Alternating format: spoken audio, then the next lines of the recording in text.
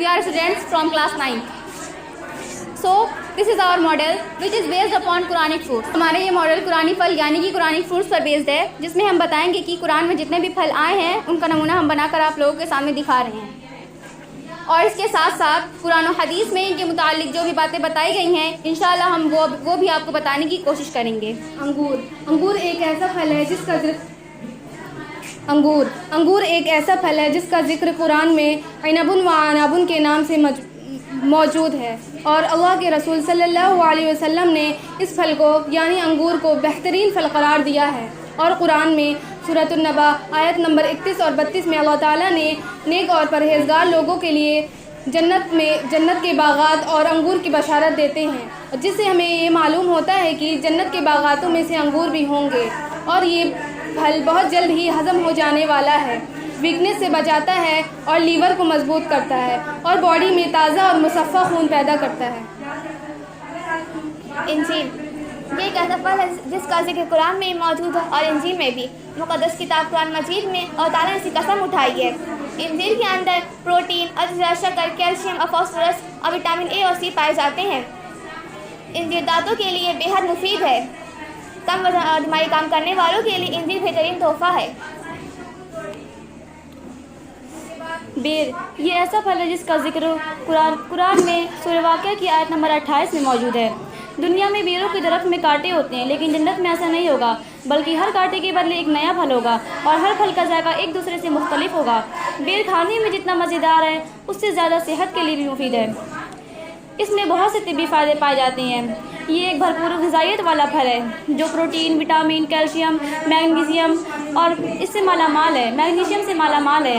आजकल लोगों को, खुसूसन औरतों को हड्डियों के दर्द की शिकायत है। ऐसे में बेर खाना सेहत के लिए मुफीद है। इसमें कैल्शियम, प्रोटीन और फास्फोरस पाया जाता है जो हड्डियों को मजबूत बनाते हैं। इसके अलावा अगर इसका जूस बनाकर पिया जाए तो वो भी मौसर होगा। अनार हदीस में आता है कि अनार को अंदरूनी छिलके समेत खाओ क्योंकि ये मादा को साफ़ करता है। अल्लामा इब्नुल क़य्युम रहमतुल्लाह अलैह लिखते हैं कि जहाँ अनार मादे को साफ़ करता है वहीं पुरानी खांसी के लिए बहुत बेहतरीन फल है। तिब्बी नबवी में अनार का छिलका और उस अनार ही नहीं बल्कि उसकी दरख्त की हर जुज़ इंसानी सेहत के लिए बहुत ही मुफीद है। इनाम क़िल्लत खून दूर करने का बेहतरीन ज़रिया है। इसमें एलिक एसिड मौजूद होती है जो जिल्द के कैंसर को बढ़ने से रोकती है। अनार के बहुत से फ़ायदे हैं जिनमें से हम 5 का तज़किरा आपके सामने पेश कर रहे हैं। दिल के मरीज़ों के लिए फ़ायदेमंद है और एंटीऑक्सीडेंट से भरपूर और बवासीर का मुयस्सर इलाज और गुर्दे के मरीज़ों के लिए सेहतमंद है और सोजिश में कम। अल्लाह ताला ने जन्नत का तज़किरा करते हुए बताया है कि वहाँ खजूरों के भी दरख्त होंगे। इसमें मौजूद कॉपर, मैग्नीशियम, फाइबर और फास्फोरस भी पाया जाता है। खजूर में मैग्नीशियम की मौजूदगी ब्लड प्रेशर की कमी को दूर करता है और नर्व यानी नस की बीमारियां, वो जोड़ों के दर्द, अल्जाइमर के अमराज और फालिज के खतरात से इंसान को महफूज रखती है। केला एक ऐसा फल है जिसका जिक्र कुरान पाक में मौजूद है और अल्लाह तबारक व तआला ने इस फल को जन्नत का फल करार दिया है।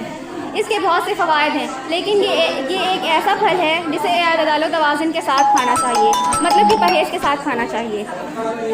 और ये पोटेशियम और फाइबर की एक किस्म से भरपूर होता है। इसमें आयोडीन भी पाई जाती है और इससे खाने से आँखों की बीनाई भी तेज़ होती है।